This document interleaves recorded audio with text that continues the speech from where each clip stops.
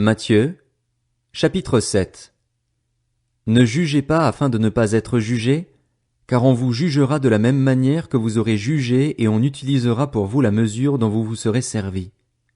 Pourquoi vois-tu la paille qui est dans l'œil de ton frère et ne remarques-tu pas la poutre qui est dans ton œil?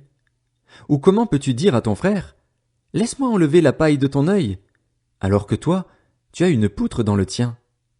Hypocrite, enlève d'abord la poutre de ton œil, et alors tu verras clair pour retirer la paille de l'œil de ton frère. Ne donnez pas les choses saintes aux chiens et ne jetez pas vos perles devant les porcs, de peur qu'ils ne les piétinent et qu'ils ne se retournent pour vous déchirer. Demandez et l'on vous donnera. Cherchez et vous trouverez. Frappez et l'on vous ouvrira. En effet, toute personne qui demande reçoit, celui qui cherche trouve et l'on ouvre à celui qui frappe. Qui parmi vous donnera une pierre à son fils, s'il lui demande du pain? Ou s'il demande un poisson, lui donnera-t-il un serpent?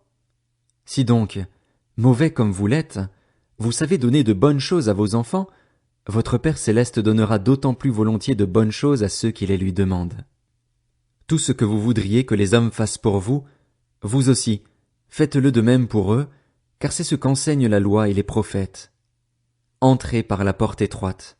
En effet, large est la porte, spacieux le chemin menant à la perdition, et il y en a beaucoup qui entrent par là, mais étroite est la porte, resserré le chemin menant à la vie, et il y en a peu qui les trouvent.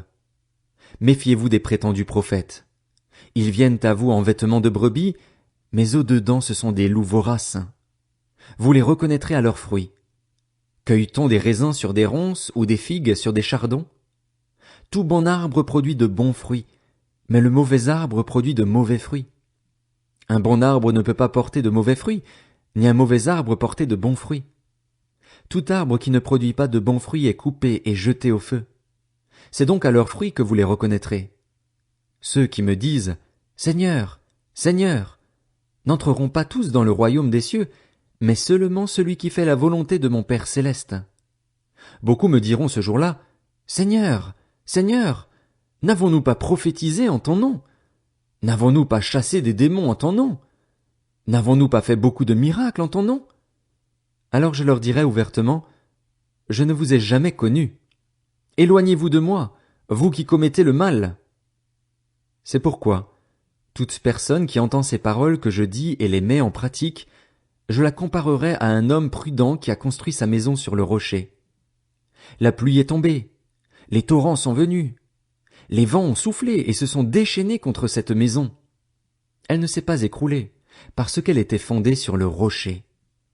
Mais toute personne qui entend ces paroles que je dis et ne les met pas en pratique, ressemblera à un fou qui a construit sa maison sur le sable. La pluie est tombée, les torrents sont venus, les vents ont soufflé et se sont abattus sur cette maison. Elle s'est écroulée et sa ruine a été grande.